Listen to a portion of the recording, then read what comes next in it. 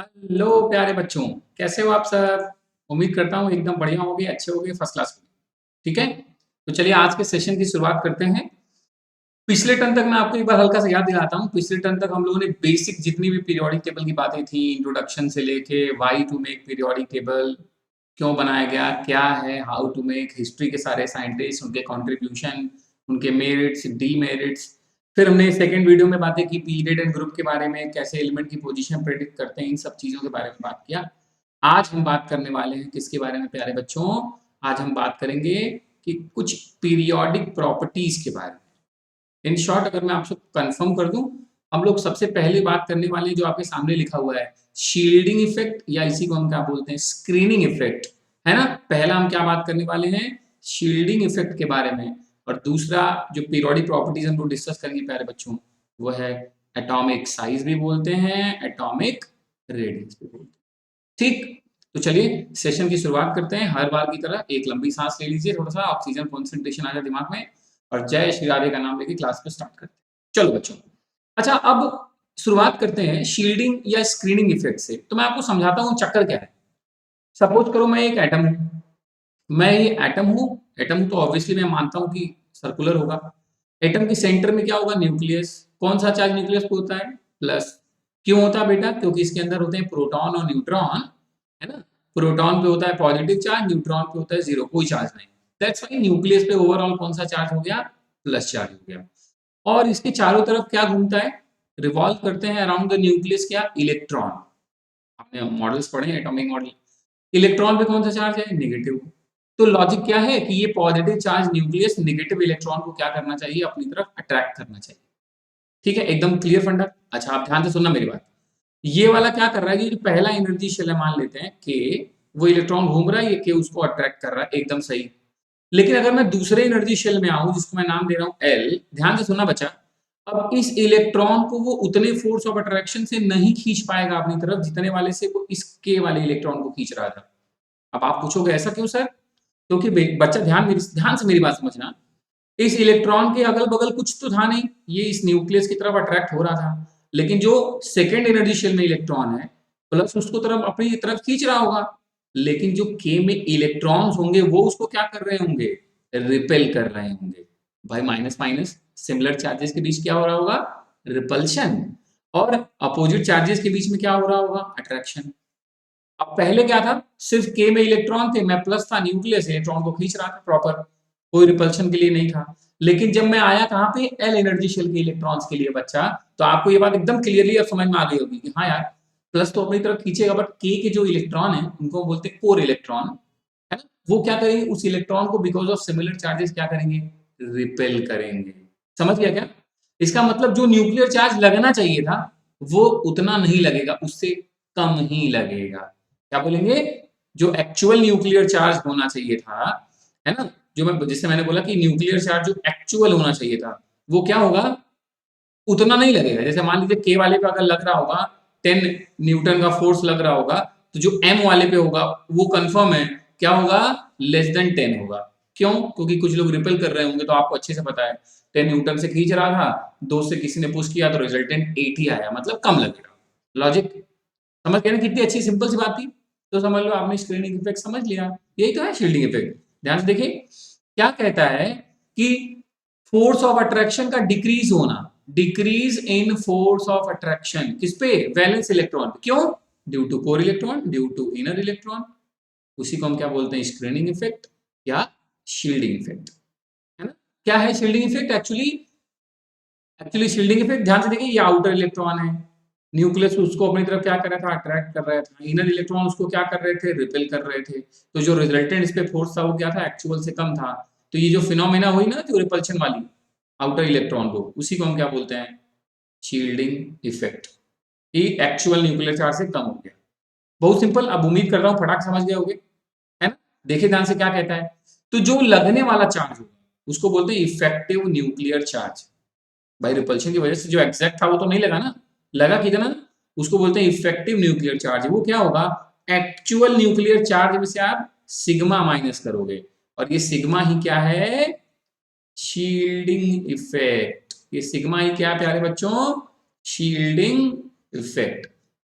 पक्का? जैसे मैंने बोला कि मैं आपको 18 न्यूटन से अपनी तरफ अट्रैक्ट कर रहा था, जो इनर कोर इलेक्ट्रॉन थे वो 20 से हमको क्या कर रहे थे, 20 न्यूटन से हमें क्या कर रहे थे, रिपेल कर रहे थे।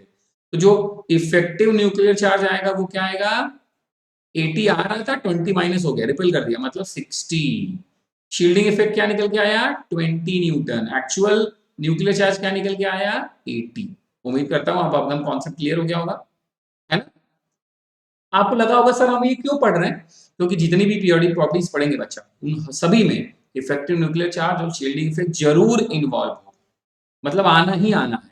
तो इसलिए सबसे पहले हम लोगों ने क्या पढ़ा है, शील्डिंग इफेक्ट या इफेक्टिव न्यूक्लियर शील्डिंग इफेक्ट या स्क्रीनिंग इफेक्ट, ये सिग्मा है, और जो उसकी वजह से इलेक्ट्रॉन पे लगने वाला जो चार्ज हो गया उसी को नाम क्या दिया गया, इफेक्टिव न्यूक्लियर चार्ज, जो उसकी वजह से एक्चुअल चार्ज से कम हो गया।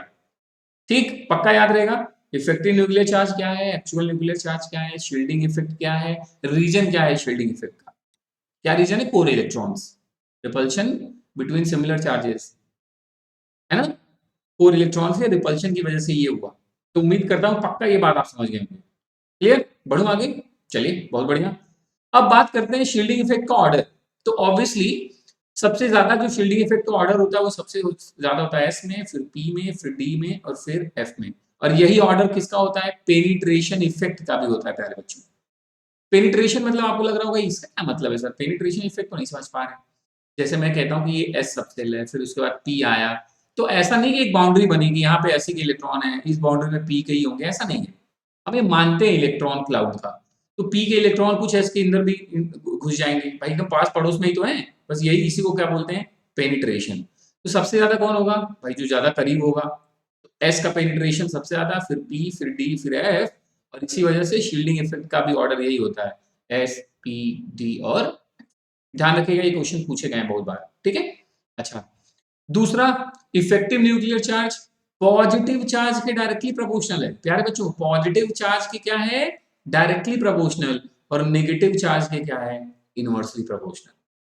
मैंने क्या बोला, जो इफेक्टिव न्यूक्लियर चार्ज है वो डायरेक्टली प्रोपोर्शनल है किसके, जो भी आपके पास एलिमेंट हो उस पे जो पॉजिटिव चार्ज हो, और Z जो है वो इनवर्सली प्रोपोर्शनल किसके है, नेगेटिव चार्ज के। ऐसा क्यों, सोच के देखो, पॉजिटिव चार्ज लगने से क्या होता है, इलेक्ट्रॉन लूज, इलेक्ट्रॉन लूज तो साइज, अरे पहले 11 थे अब 10 ही है, साइज थोड़ा सा छोटा हुआ, साइज छोटा होने से क्या हुआ, शील्डिंग इफेक्ट बढ़ा, भाई और नजदीक आए तो इसका मतलब और रिपल्शन होने लगेगा ना कोर और वैलेंस इलेक्ट्रॉन्स के बीच में।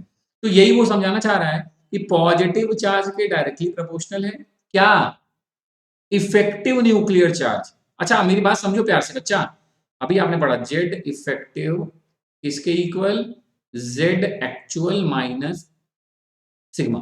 अच्छा, सिग्मा जितना ज्यादा होगा इफेक्टिव उतना कम होगा, समझना मेरी बात। भाई अगर मैं मान लीजिए इसको मैं कांस्टेंट क्या 80, अब -10 करूंगा तो 70 ही होगा, लेकिन अगर 20 करूंगा तो 60 ही होगा।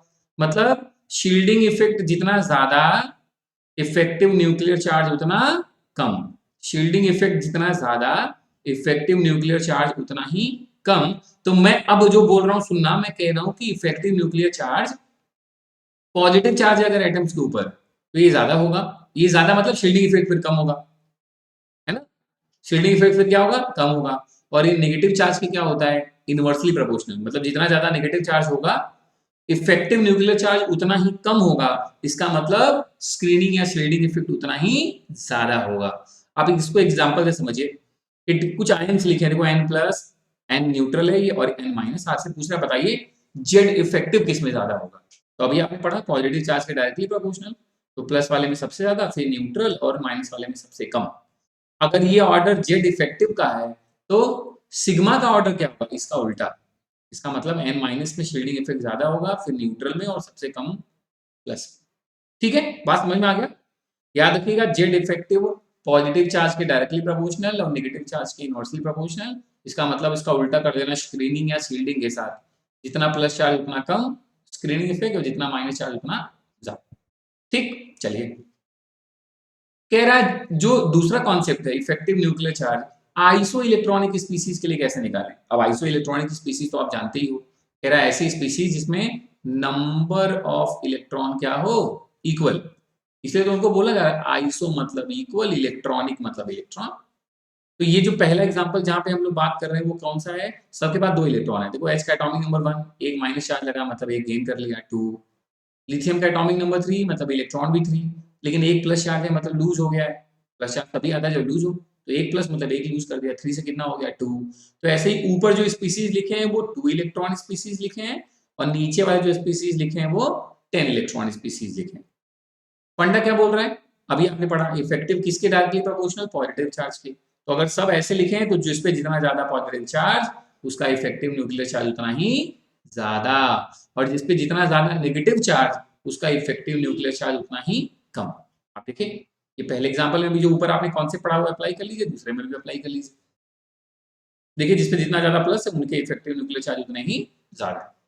क्लियर, ये भी कॉन्सेप्ट दिमाग में आया, सिंपल ही था, इसमें ज्यादा सोचने की जरूरत नहीं है। ठीक, मतलब आप मानते हो कि अब शील्डिंग या स्क्रीनिंग इफेक्ट समझ में आ गया सर, उसका जो रिजल्टेंट था इफेक्टिव न्यूक्लियर चार्ज उससे भी अपने को रिलेट कर सके आप। अब ये दिमाग में आपको रहेगा तो जो पीरियोडिक प्रॉपर्टीज है समझना वो आसान हो जाए, है ना। तो चलिए शुरू करते हैं। सबसे पहला तो हमने चलो स्क्रीनिंग इफेक्ट या शील्डिंग इफेक्ट पढ़ ही लिया। अब दूसरा जो बात करने जा रहे हैं किसके बारे में बात करने जा रहे हैं, एटॉमिक रेडियस। अच्छा इसमें ज्यादा समय नहीं लेते हैं, आपको भी पता है ये है सेंटर, ये क्या है आउटर मोस्ट शेल, या आप कह सकते हैं आउटर मोस्ट इलेक्ट्रॉन यहाँ घूम रहा है। तो distance between nucleus and outermost shell या आउटर मोस्ट इलेक्ट्रॉन, उसी डिस्टेंस को हम क्या बोलेंगे, एटॉमिक रेडियस। उसी डिस्टेंस को क्या बोलेंगे प्यारे बच्चों, एटॉमिक रेडियस। या कह रहा है कि दो एटम आपस में क्या है, जुड़े हुए हैं, बॉन्ड बना के जुड़े हुए हैं, तो उनके बीच का जो डिस्टेंस है इंटर न्यूक्लियर डिस्टेंस, उसी के हाफ को क्या बोल देंगे, एटॉमिक रेडियस। एक ही बात है, देखो यहां से लेके यहां तक की डिस्टेंस तो आई जो यहां मैंने बोला, तो आप ये भी कह सकते हो distance between nucleus and outermost electron is known as atomic radius, है ना। ये ज्यादा बेटर डेफिनेशन निकल के आएगी, distance between nucleus and outermost electron in an atom, इसको क्या बोलते हैं, एटॉमिक रेडियस। और आप अच्छे से जानते होंगे प्यारे बच्चों कि एटम ही हमें नहीं दिखता तो उसका हाफ कहाँ से देखेगा, कोई सवाल ही नहीं उठता। तो इसलिए जो एटॉमिक रेडियस की यूनिट्स होती हैं वो छोटी वाली यूनिट्स होती हैं, एंगस्ट्रॉन में मेजर करते हैं, पिकोमीटर में मेजर करते हैं, नैनोमीटर में मेजर करते हैं, माइक्रोमीटर में मेजर करते हैं। और आई होप, मुझे पूरा विश्वास है कि आप सबको आइडिया भी है कि इनमें इनका रिलेशन मीटर के साथ क्या है।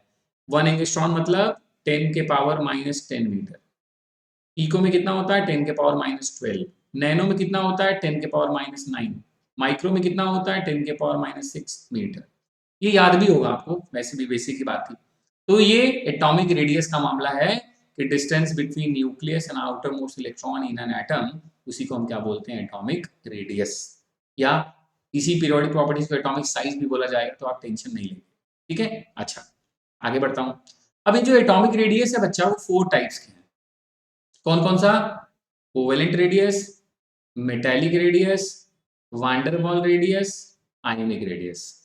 कौन कौन से, covalent radius, metallic radius, van der Waals radius, ionic radius. One more times, एक बार फिर से बोल लीजिए, याद हो जाएगा आपको क्योंकि क्वेश्चन यहां से बनेंगे। Covalent radius, metallic radius, van der Waals radius, ionic radius. सबसे पहले स्टार्ट करते हैं कोवेलेंट रेडियस। इसके नाम में ही इसकी डेफिनेशन छिपी है बच्चा।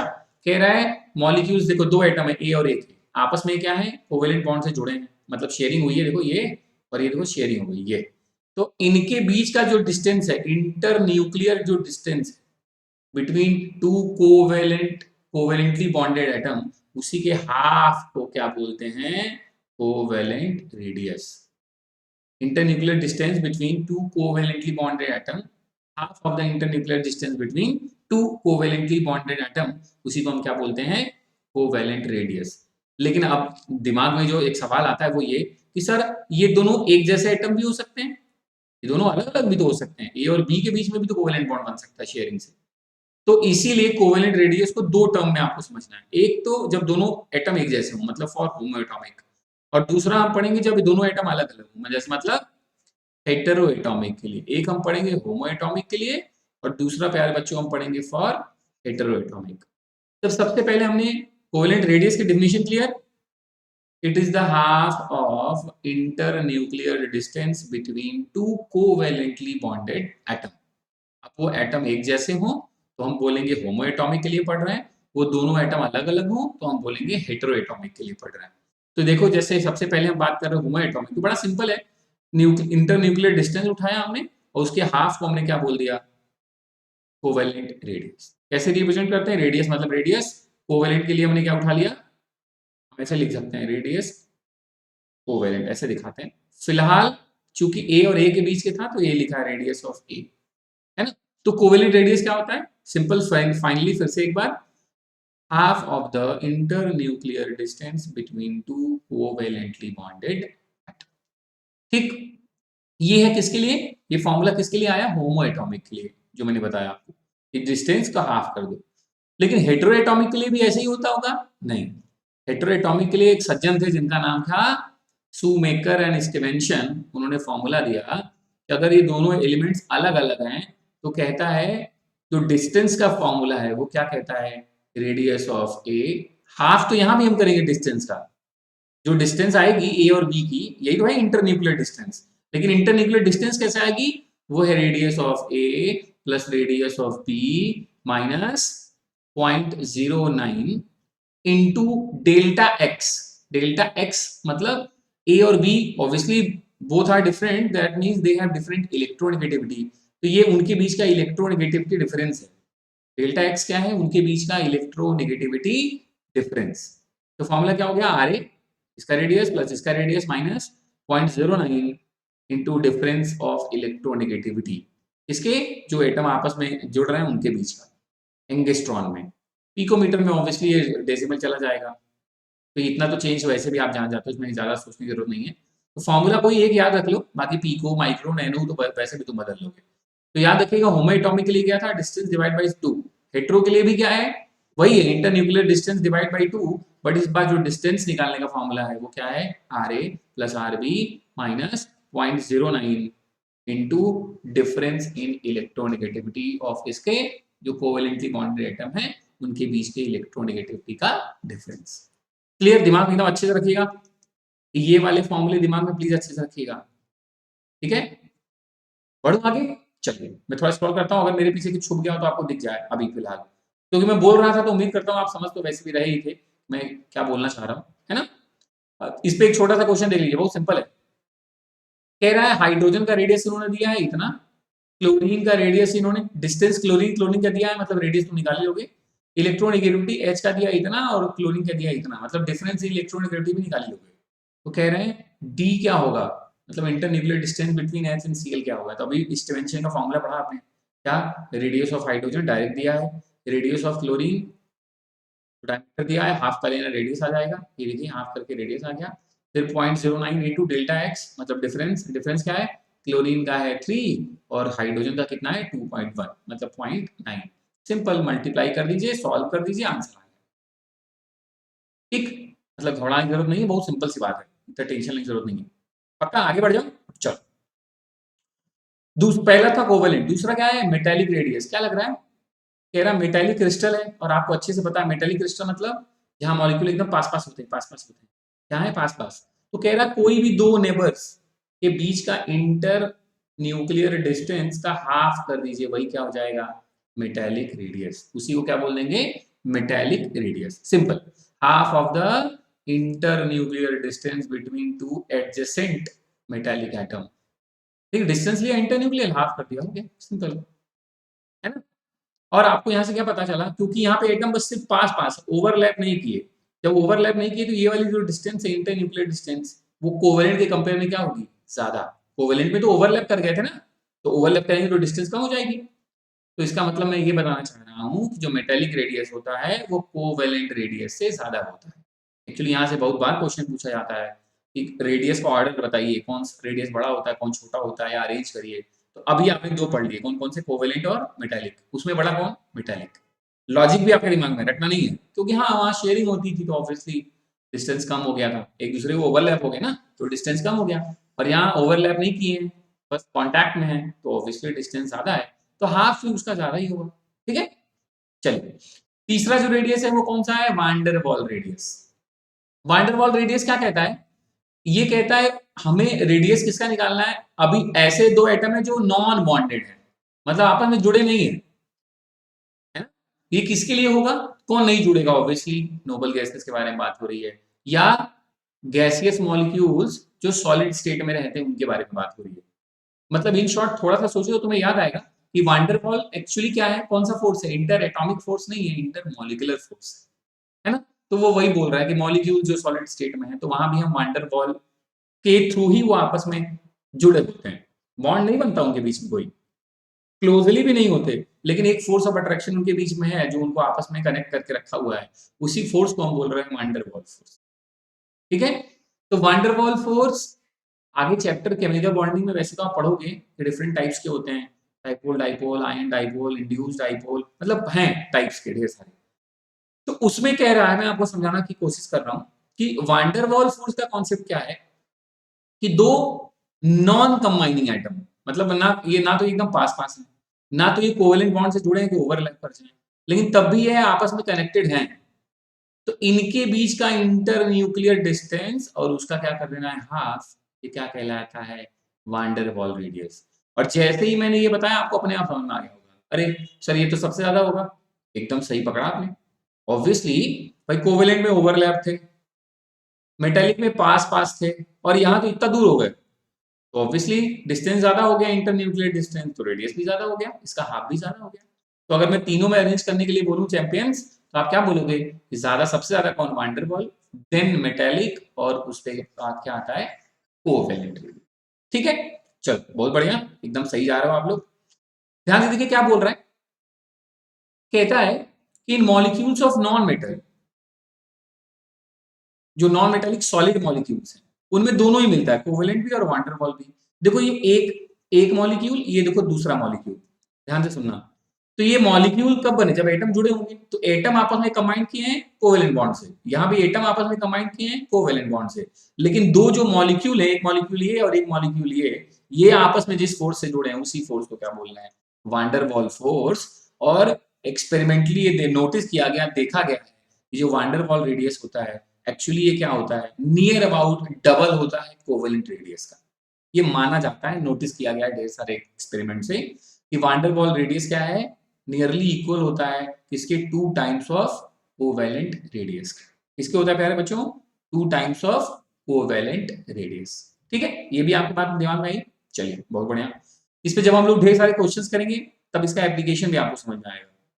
अभी तो ऑब्वियसली हम लोग बहुत प्यार से बस पढ़ते चले जा रहे हैं, और मैंने आपको बोला है आपको चुपचाप ध्यान से मेरी बात सुननी है बस, उसके बाद आप यार टैगी लाइन, आपको आसान बनाना है केमिस्ट्री मेरे को, आप टेंशन मत लीजिए, आप बस मेरा साथ दीजिए, मन लगा के बैठिए मेरे साथ, देखिए आपको सब समझ में आएगा। ठीक है, कह रहा कंपेरिजन, ऑब्वियसली अभी हमने कर लिया, सबसे बड़ा वांडरवॉल, देन मेटालिक और देन कोवेलेंट, इसमें भी ज्यादा समय नहीं लगाते। और जो फोर्थ टाइप का है वो क्या है, आयनिक रेडियस, नाम से नहीं, आयन का रेडियस, क्या है, आयन का रेडियस। तो फिर से वही तो बोल रहा है, मान लो एक कैटायन रखा हुआ है, एक एनायन रखा हुआ है, तो डिस्टेंस बिटवीन किसके, कैटायन और एनायन इन आयनिक क्रिस्टल, उसी को क्या बोलेंगे, आयोनिक रेडियस। क्या बोलेंगे प्यारे बच्चों, आयोनिक रेडियस। या मैं और अच्छा डेफिनेशन आपको देता हूं, अभी तक आप मानते थे ये एटम है, मैं कह रहा हूं नहीं ये आयन है, कोई भी, मान लो ये कैटायन है, मान लो ये एनायन है, तो फिर से किसी कैटायन में nucleus and outermost electron के बीच के डिस्टेंस को क्या बोल देंगे, आयनिक रेडियस। अब कैटायन है तो कैटायनिक रेडियस होगा, अगर एनायनिक चार्ज होता है इसके ऊपर तो एनायनिक रेडियस बोलते हैं, सिंपल। भाई आयन आयन है, आयन में भी nucleus and outermost electron के बीच का जो डिस्टेंस होगा उसको बोलेंगे आयनिक रेडियस, सिंपल। या अगर कैटायन एनायन दोनों आपके पड़ोस में रखे हुए हैं तो उनके बीच का जो डिस्टेंस है वही क्या कहलाएगा, आयनिक रेडियस। इसी आयनिक क्रिस्टल में ही साथ में होंगे ये, है ना, उसमें कह रहा है दोनों के बीच का डिस्टेंस क्या कहलाएगा, आयनिक रेडियस, सिंपल।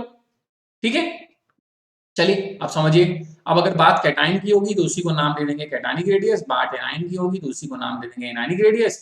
और सबसे इंपॉर्टेंट जहां से बहुत सारे क्वेश्चंस आपको मिलते हैं वो ये कहता है कि किसी पर्टिकुलर एटम के लिए, किसी पर्टिकुलर एटम के लिए, मान लो कोई एटम है ए, तो ए से हमेशा बड़े साइज में होगा उसका एनायन और छोटे साइज का होता है उसका कैटायन। किसी पर्टिकुलर एटम का एनायन जो होता है वो उससे बड़ा होता है और कैटायन होता है जो उससे क्या होता है, छोटा। ऐसा क्यों, सोच के देखो, ए मान लो, एग्जांपल दे रहा हूं, ए मान लो इसके पास 10 इलेक्ट्रॉन है, सपोज करना है तुम्हें, तो ए माइनस का मतलब कितने इलेक्ट्रॉन हो गए, 11।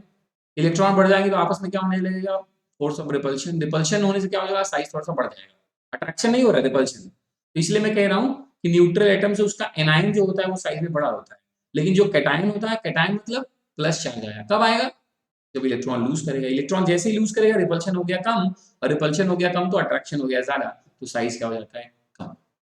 इन शॉर्ट, किसी भी न्यूट्रल एटम से उसका कैटायन साइज में होता है छोटा और उसका एनायन साइज में होता है बड़ा।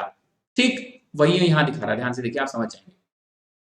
कह रहा ए था, ठीक है, साइज में बड़ा, ए प्लस एक चार्ज लगाया तो उससे छोटा, दो लगा दिया और छोटा, तीन लगा दिया और छोटा। कैसे इस बात को समझाया उन्होंने बोला ई बाई पी रेशियो निकाल लो। अगर आपको कंफ्यूजन हो रहा है कि क्यों बढ़ रहा है क्यों घट रहा है, तो ई बाई पी रेशियो निकालो आप सिंपली। जिसका ई बाई पी रेशियो ज्यादा उसका साइज भी क्या हो गया, ज्यादा। मतलब मैं सीधे बोल देता हूं, ई बाई पी डायरेक्टली प्रोपोर्शनल किसके हो गया, साइज। ठीक है, साइज ऑफ कैटायन, सिंपल। आप यहां से भी दिमाग लगा सकते हो, जो मैंने बोला वहां से भी दिमाग लगा सकते हो कि हाँ ऑब्वियसली रिपल्शन बढ़ेगा, अट्रैक्शन बढ़ेगा, कम होगा। ठीक है, तो ये तो कैटायनिक रेडियस की बात हुई। मतलब जितना ज्यादा प्लस चार्ज उतना कम साइज, यही तो निकल के आया। देखो प्लस चार्ज जैसे जैसे बढ़ रहा है वैसे वैसे साइज क्या हो रहा है, कम हो रहा है। पक्का, आयनिक रेडियस में जितना ज्यादा प्लस चार्ज उतना छोटा साइज। ऐसे भी सोच सकते हो प्लस चार्ज का मतलब इलेक्ट्रॉन गायब, गायब मतलब अट्रैक्शन, अट्रैक्शन मतलब छोटा, तो साइज कम होगा। ठीक है, कुछ एग्जांपल्स देख लीजिए। Na प्लस और Na प्लस टू में ऑब्वियसली Na सबसे बड़ा होगा, फिर Na प्लस होगा, फिर Na प्लस टू होगा। वैसे Mg में ये तो देखते ही एग्जांपल आप समझ जा रहे होगे ना कि अरे ये तो बहुत सिंपल है सर। ठीक है, अच्छा अब बात करते हैं एनायनिक रेडियस की। एनायन क्या होंगे, न्यूट्रल से बड़े होंगे। क्या होंगे, बड़े होंगे। आप चेक कर लीजिए ना, ई बाई पी निकाल के जाइए। भाई जितना नेगेटिव चार्ज आना मतलब नंबर ऑफ इलेक्ट्रॉन बढ़ना, तो ई बढ़ेगा तो ई बाई पी भी क्या होगा, बढ़ेगा। तो इसलिए सेम कॉन्सेप्ट। तो इसका मतलब क्या कि जितना ज्यादा नेगेटिव चार्ज आएगा साइज उतना इंक्रीज होगा, जितना पॉजिटिव चार्ज आ रहा था साइज उतना कम हो रहा था।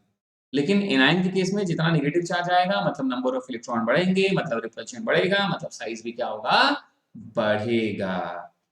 ठीक, बहुत बढ़िया प्यारे बच्चों, दो एग्जांपल आपके सामने दिख रहे होंगे। जैसे जैसे नेगेटिव चार्ज बढ़ रहा है वैसे वैसे उनका साइज भी क्या हो रहा है, बढ़ रहा है।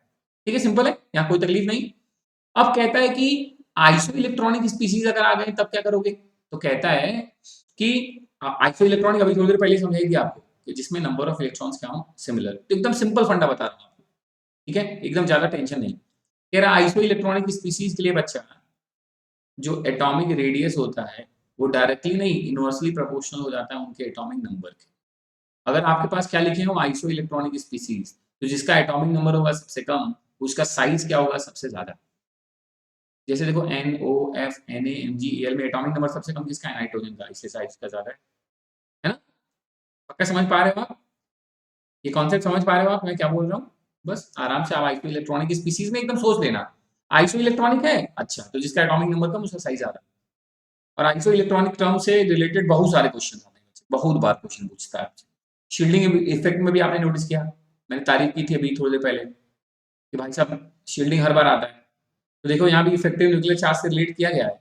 एटॉमिक रेडियाई और इफेक्टिव न्यूक्लियर चार्ज क्या है, इनवर्सली प्रोपोर्शनल है। भाई इफेक्टिव न्यूक्लियर चार्ज ज्यादा मतलब उसने इलेक्ट्रॉन को अपनी तरफ ज्यादा खींच लिया, ज्यादा खींच लिया तो साइज कम, वही लिखा है ना। आप इससे भी रिलेट करो या जो मैंने बताया उससे भी रिलेट कर लो, काम है कि बस आप सही करो, समझ में आ जाए। पक्का समझ में आया क्या बच्चों, क्लियर। चलो, तो ये था एटॉमिक रेडियस और शील्डिंग इफेक्ट की कहानी। मिलते हैं नेक्स्ट वीडियो में जहां आपसे बात करेंगे।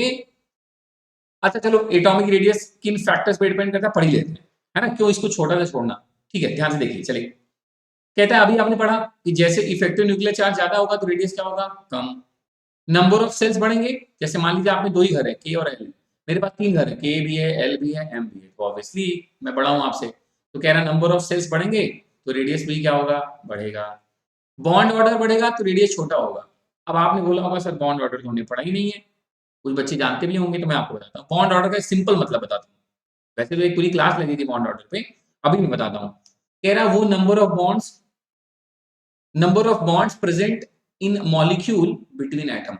भाई मॉलिक्यूल कब बनेगा, जब एटम आपस में कंबाइन होंगे, और एटम जिस बॉन्ड से कंबाइन होंगे उसी को बोलते हैं बॉन्ड ऑर्डर। तो आपको भी पता है, चलो ये सिंगल बॉन्ड है मतलब कम प्यार, डबल बॉन्ड मतलब अरे बाप रे ज्यादा प्यार, ट्रिपल बॉन्ड मतलब बहुत ज्यादा प्यार, समझते हो आप ना। सिंगल बॉन्ड से ज्यादा स्ट्रॉन्ग कौन, डबल बॉन्ड, डबल बॉन्ड से भी ज्यादा स्ट्रॉन्ग कौन, ट्रिपल बॉन्ड। तो जब बॉन्ड स्ट्रॉन्ग होगा तो एटम पास आएंगे, एटम जब पास आएंगे तो डिस्टेंस क्या होगा उनके बीच का, रेडियस क्या होगा, कम। क्लियर, मतलब इनवर्सली प्रोपोर्शनल, बस वही लिखा है कि बॉन्ड ऑर्डर बढ़ेगा तो रेडियस कम होगा, है ना। और फोर्थ कह रहा है अगर शील्डिंग इफेक्ट बढ़ेगा तब। शील्डिंग इफेक्ट, अरे सर अभी बताते हैं आपको। Z effective equal to Z actual minus sigma. ये बढ़ेगा सर तो ये कम होगा, और अगर ये कम होगा तो रेडियस बढ़ जाएगा। भाई न्यूक्लियर चार्ज ही कम हो रहा है इफेक्टिव, तो मैं ज्यादा अपने आप को नहीं खींच पाऊंगा इलेक्ट्रॉन को, तो साइज क्या होगा बड़ा। तो भाई लिखा है देखो, शील्डिंग इफेक्ट जितना ज्यादा रेडियस उतना ज्यादा। ठीक, कोई दिक्कत, पक्का एकदम। देखिए आप रटना नहीं आपको कि कौन बढ़ेगा तो कौन घटेगा, आप बहुत प्यार से समझ सकते हैं। अट्रैक्शन ज्यादा, साइज कम। शील्डिंग इफेक्ट ज्यादा मतलब अट्रैक्शन कम, तो मतलब साइज भी ज्यादा। बॉन्ड ऑर्डर मतलब बीच का बॉन्ड, जितना नंबर ऑफ बॉन्ड्स बढ़ेंगे प्यार ज्यादा तो दूरी कम। ठीक, क्लियर, पक्का क्लियर हो गया। दो बातें एकदम दिमाग में आ गई। बस अब अगर मैं इनके ट्रेंड्स की बात करूं कि एटॉमिक रेडियस का ट्रेंड्स क्या है। ट्रेंड्स मतलब left to right in periods और top to bottom in group क्या होता है। वैसे मैं आपको याद रखिएगा चैप्टर के लास्ट में एक साथ बता दूंगा 20-22 पीरियोडिक प्रॉपर्टीज का एक साथ ट्रेंड बताऊंगा आपको, कैसे एक बार में याद हो जाएंगे। फिलहाल एक एक करके बताऊं तो atomic size left to right जाने पे पीरियड में क्या होती है, डिक्रीज, और टॉप से बॉटम ग्रुप में नीचे आने पे क्या होती है, इंक्रीज। एक्सेप्शंस भी हैं ऑब्वियसली, टेंशन लेने की जरूरत नहीं, मैं एक्सप्लेन करूंगा, है ना। लेफ्ट टू राइट जाने पे साइज क्या होता है, डिक्रीज, और टॉप से बॉटम आने पे साइज क्या होता है, इंक्रीज। ये है एटॉमिक रेडियस का ऑर्डर। तो चलिए कुछ देख लेते हैं और कुछ एक्सेप्शन भी फटाफट देख लेते हैं। देखिए कह रहा है ये पीरियोडिक टेबल, जब हम लेफ्ट टू राइट जाएंगे तो एटॉमिक रेडियस डिक्रीज होगा, और जब हम टॉप से बॉटम आएंगे, जब हम टॉप से बॉटम आएंगे तो एटॉमिक रेडियस क्या होगा, इंक्रीज। क्योंकि जैसे जैसे हम ग्रुप में नीचे की तरफ आते हैं, आपने पढ़ा है ग्रुप के डिफिनेशंस में कि नंबर ऑफ एनर्जी शेल बढ़ता है, और अभी आपने पढ़ा atomic radius directly proportional to energy shell. अगर एनर्जी शेल बढ़ेगा तो एटॉमिक रेडियस इंक्रीज होगा। और जब हम लेफ्ट टू राइट जाते हैं किसी पीरियड में तो इफेक्टिव न्यूक्लियर चार्ज बढ़ता है, और न्यूक्लियर चार्ज बढ़ेगा तो साइज छोटा होगा। ध्यान रखिएगा ये जो दो मैंने लॉजिक दिए ना, वो हर पीरियोडिक प्रॉपर्टीज में काम आएंगे। पीरियड में क्या होता है, इफेक्टिव न्यूक्लियर चार्ज बढ़ता है। ग्रुप में क्या होता है, एनर्जी शेल्स बढ़ते हैं। आपको बहुत सारे लोगों के जवाब देने में काम आने वाला है, परेशान मत होइए, ठीक है। चलिए, तो पीरियड में क्या होता है मैंने आपको पहले भी एक्सप्लेन करके देखिए, इफेक्टिव न्यूक्लियर चार्ज बढ़ेगा सर, इसीलिए साइज क्या हो गया, कम। तो ये देखिए example, lithium beryllium boron carbon nitrogen oxygen fluorine, आप जानते हो ये एक ही पीरियड के हैं, और लेफ्ट टू राइट जाने पे साइज क्या हो गया, डिक्रीजेज। तो इसका मतलब सबसे बड़ा कौन, लिथियम, फिर बेरिलियम, फिर बोरॉन, है ना, समझ रहे हो। ग्रुप में क्या होगा, मैंने बताया आपको नंबर ऑफ एनर्जी शेल्स बढ़ जाते हैं, तो ऑब्वियसली जैसे जैसे ग्रुप में नीचे की तरफ बढ़ेंगे वैसे वैसे क्या होगा, एटॉमिक रेडियस बढ़ता जाएगा।